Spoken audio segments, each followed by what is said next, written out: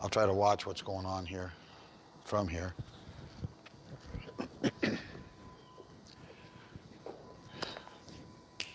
Good morning, ladies and gentlemen. We're coming to you live right here from inside the main build facility at Bubba's Exotic Motorsports. I'm Tom. Ladies' man's right there by the lighting kits. We all know the Master Bubba, who turned 30 this weekend, man. Congratulations, Bub. Yeah, Happy that is birthday. right. That is right, man. So we are here right now. It is Monday morning at BEM, and wouldn't you know, we are 50 years apart, having a 67 and a 2017. So which one would you prefer? That's the question. This episode is brought to you by, ladies and gentlemen, Bubba's Exotic Motorsports. That's Bubba's Exotic Motorsports.com. How about that, Bubba? Moose is loose on the internet. Miss Outlaw Boutique, ladies and gentlemen, MissOutlawBoutique.com. Ladies, man, you look good right there. Miss Outlaw Boutique, Miss Outlaw Boutique, MSOutlawBoutique.com. Orange County Choppers, Bub, they're back tonight. It's the season finale. You were telling us on Saturday. Yeah, that's right. 10 p.m. tonight, Discovery Channel, American Chopper. And you said it's going to be the Yankee bike. You've seen some behind-the-scenes stuff of it already. You say it's looking good, huh, man? Yeah, looking really good. Can't wait to see it. You remember when they built that bike with Jose Posada and all those guys? That was 10 years ago. It was a long time, yeah. Where does time go, buddy? Just disappears. It flies, doesn't it? And it's the one thing we can't recapture, isn't it? Yep. Doesn't that suck, man? Yep. So you got to live life in a positive way, man, no matter what happens, ladies and gentlemen. How about that? Exotics on Los Alamos, Bub. Let's talk a little bit about it. That is going to be another big event with the Supercar Saturdays. Yeah, so that is November 11th. That's coming up in about 5 weeks from now, 6 weeks from now. It's going to be a crazy event. This is literally the first event that's going to be done in Fort Lauderdale, Exotics on Los Alamos. It is a crazy, crazy street where there are a lot of high-end bars, a lot of restaurants, a lot of companies down there. It is a go-to cool, right? spot, whether you are just going for the day to have fun, whether you're going to eat and drink, whether you're going to shop. It is a key place in downtown Fort Lauderdale, and let me tell you, a lot of high-end rides, a lot of money run down that street.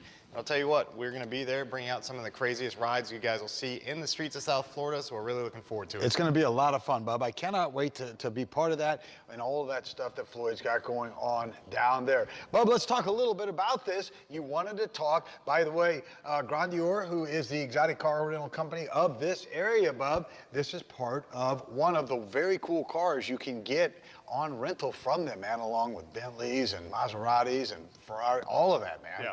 So this is straight from there. This is out of one of your clients' collections. Let's talk a little bit about them, Bub. So, yeah, man. So as you see it, C2 Corvette, C7 Corvette. These things, you know, when you really want to get down into it, how far are the differences in a 50-year span, right? So now we're talking the Corvette has always been GM's Mac Daddy. That has been their top of the end line. And let's say, for example, you have things in this 1967 Corvette. This is not a 427, 435 horse car, which is like the most desirable that draws stupid, stupid numbers at auction blocks. This is a 327 all numbers matching car, but it was a fully optioned car. So it does have factory air conditioning, power steering, four-wheel disc brakes. It does have a lot of great features, minus little things like power windows, power locks. So you really get down into it from a drivetrain standpoint. You think about that. So 1967 all the way up to 17, how far have these two cars really evolved in terms of like four-wheel disc brakes, power steering, air conditioning? It's all there. That's here. That's right. But technology has brought us crazy light years difference in what the two perform like. So one has all those features. This one has all those features, but this is just hands down flawless in its operation and function. It really is, Bub. The comments are starting to come in. Joe Kramer's watching. Good morning, Joe, out there in Vienna, Fairfax County, Virginia. Mark Hoffman and Tom says, and Tom Lloyd, don't scratch the hood of my C2. I promise not to. The BEM dirt track driver, Bub, was on the road this weekend, and he is back with us here. He loves the black C2. He loves that. Jack Bias says, out there in Ontario, Canada, he loves his Bub. I just heard you say C6 and C3 and C52 and C5, and what does that mean? So they're all different year range and model numbers essentially of the Corvette. So like you had, for example, the C1 where it all started, Corvette first generation. That's what the C and the 1 stands for. Oh, okay. That was like 53 to 62, and then you have C2, 63 to 67. C2. Yeah, C2, which is this one here, and then C3, C4, C5, C6, C7, and so on. So we are still in the C7 generation right now, looking to bring out that new 2018/19 Corvettes, which are going to go to a possible mid-engine application. A lot of up and down about that in the Corvette owner world. But I'll tell you what, this is a C2 here being a 67, this is a C7 being a 2017. Bub, and another thing that I want to ask you about, Joe Kramer says, good morning, Bub. Bub, I want to ask you about this. There is a lot of questions I have to ask you about these cars. You're very knowledgeable. There's not much you can't talk about when it comes to cars and technology. This is a front drive, rear wheel platform, meaning that the motor's up front and the tires turn out back. You're correct. There has been some speculation about the C8 Corvettes coming with a mid-mount engine. What does that mean, and why is it of benefit, please? So, as everybody knows, and clearly all the way back to the first generations of Corvettes, even prior to the C2 that's sitting here, they've always been front engine cars. They've been transmissions mounted directly to the engine and then drive shaft operating a rear axle. So it's always been a front engine rear wheel drive car. 80% of your weight on these cars was in the front end, and that made these cars dangerous to drive. It's all the way to today. Yes. It's made the cars very dangerous, especially for what they're doing now in terms of power. This one's starting at a base model of 455 horsepower stock off the showroom floor, so easily you can push that number over the 600 mark with forced induction and things like that. But then also when you get into, for example, like the Z06 Corvettes, today's C7 Z06 Corvettes coming base right off the showroom floor, 650, 650, so 650 horse, 650 foot-pounds of torque. And those cars are absolute animals. And if you are not a skilled and knowledgeable driver, there's no chance you can run that car like what it can do, because they just still do not plant the power like they should. So now that today's technology is evolving in that way, so you have to think these guys are getting these C7s, these Z06s at 650, 650. These things are coming out so strong that by the time you really get in there, and everybody wants performance and upgrades, you always want more power. You can bump these things up by doing different, the factory superchargers. You can overdrive the pulleys. You can do long tube headers and off-road X pipes or catless delete pipes, full exhaust systems with tunes. You can easily have those cars in a 750, 800 horse range like that. Literally just bolt-ons and like that. But it gets to a point where it becomes totally uncontrollable. It doesn't matter if you're going 0 to 60 or 60 to 120, the cars just start spinning all down the road. So, Bub, so many things to ask you about that. When you talk about overdriving a supercharger, what does that mean?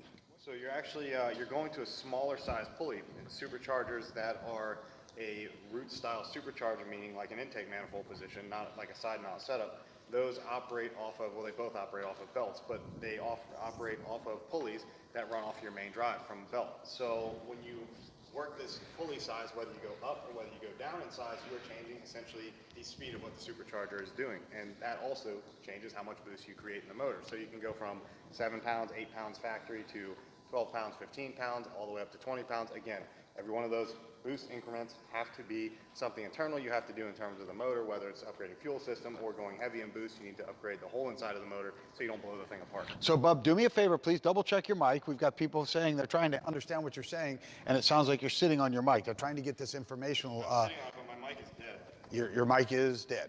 Yeah. Okay, I'll share mine with you. How's that? All right. Does that work?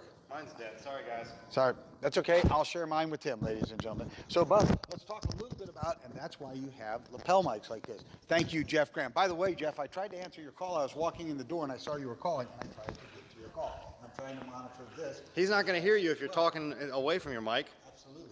So, Bub, we're saying when you overdrive something, you're actually using a smaller pulley on the supercharger itself. Is that correct? Yeah, which is essentially making it spin faster. So making the supercharger spin faster. Now, Bub, again, we were talking about the C2, the C3, the C5, the C6. Are you a fan of the potential movement of the motor from the front to the rear or the mid-mount engine on these cars? And if so, why? So, personally, yes. Only because I know how far these engines are going in terms of their power and what they can produce. And it's getting to a point where they are getting dangerous. It's getting to a point where even skilled drivers have a hard time running these cars.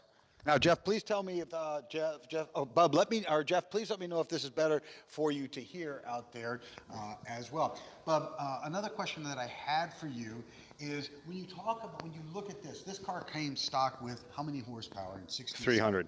300 horsepower. Mm-hmm. I mean, there were different engine options, but 300 was your base for the 327s. So is there a difference really, Bub, between the block configuration of these cars and say these cars? Yeah, totally different. It's not only gone from, the old full cast iron heavy, holds a lot of weight, holds a lot of material, holds a lot of temperature. It went from that setup to fully aluminum. So it's lightweight. It can withstand and handle a lot more heat and temperatures.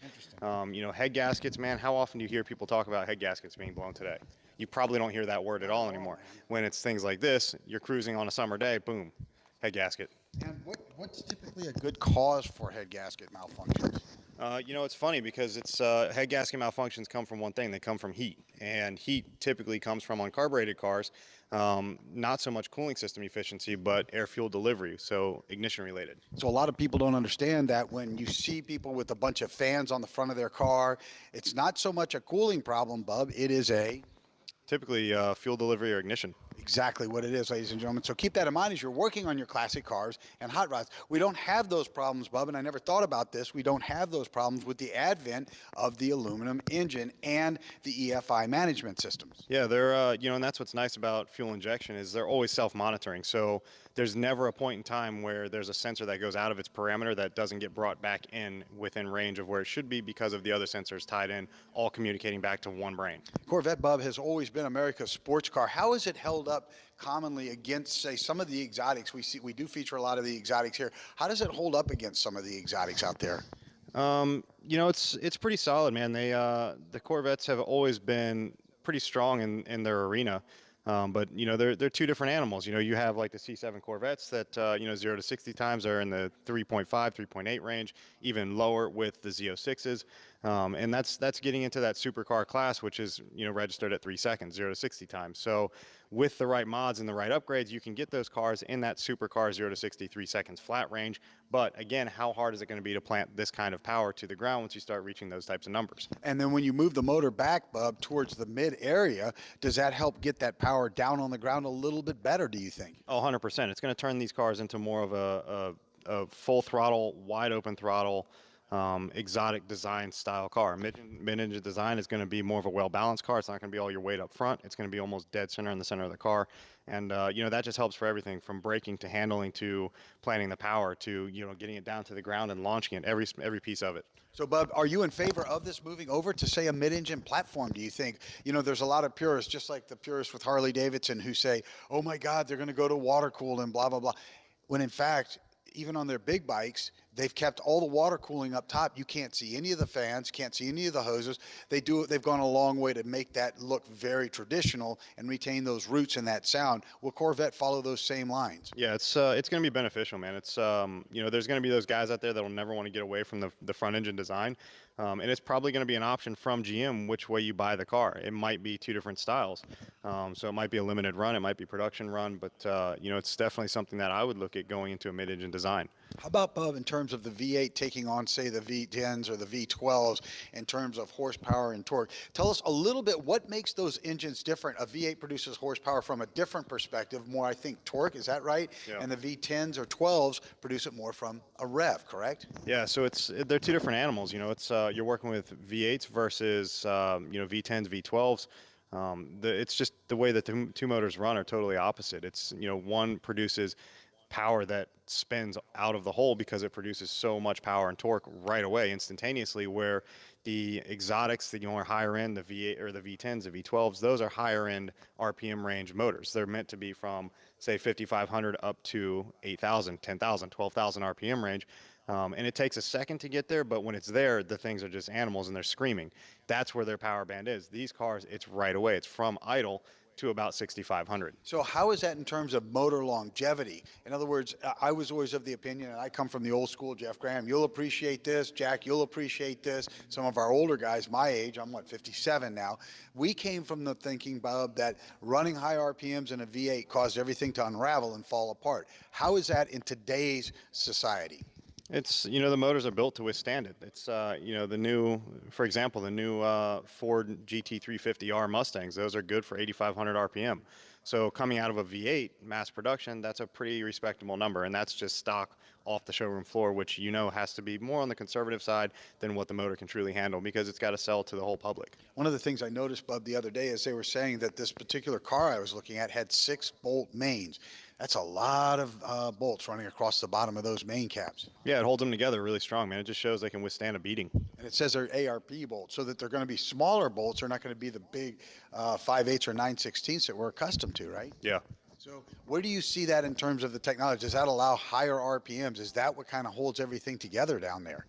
Yeah, those are more from a high RPM / pressure standpoint. When you're just out cruising, things like that, none of that's going to make too much of a difference. But when you ask for that wide open throttle power and demand, that's when it's going to work.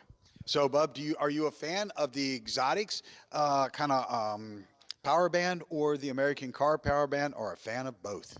Definitely a fan of both. They're just two different animals. It's two different driving styles, two different driving feels, two different ways to drive the car. You're working with something like this, a C7 Corvette, for example, where you go and hit full throttle. You need to think about that before you do it. You need to make sure that if you're on the street, for example, and you're going to give it a hard run, you need to be probably centered in a lane, not going to want to be on a road that's got any sort of angle or curvature to it. Because the cars are going to be loose, they're going to be all over the road. So you're going to have enough time trying to track the car straight on a smooth, flat piece of road versus you think about, for example, like driving a Lamborghini, you pull up to that light. It doesn't matter if you're on an angle, you can run an all-wheel drive system, V10 or V12 setup, and you can go full throttle right out of the hole and not have to worry about immediately spinning around and going into the middle of the ditch. And Bub, one of the things, these Corvettes come pretty locked down, as do a lot of cars. They come pretty locked down.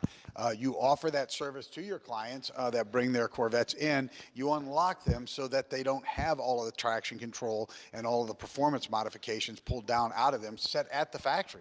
Yeah, which is, again, it makes them even that harder to drive because it literally allows you to have a car that is tuned and unlocked. So, for example, we talk about all the time doing custom tunes. These cars have literally torque management by gear. So, for example, if this car we know is rated at 455 horse, just over that 500 foot-pound mark in terms of torque, well, you can literally limit this thing. So even as a driver, your foot input going into that throttle could be wide open. It could be 100% throttle that you're asking for and demanding, but this motor is producing that 500 foot-pounds of torque, right? So let's say at 100% throttle, this motor can generate 500 foot-pounds. Well, these things actually have a limit per gear. So for example, the stock tune might have this thing set so that even though you're doing that 100% throttle, they're only allowing you to receive 255 foot-pounds of torque.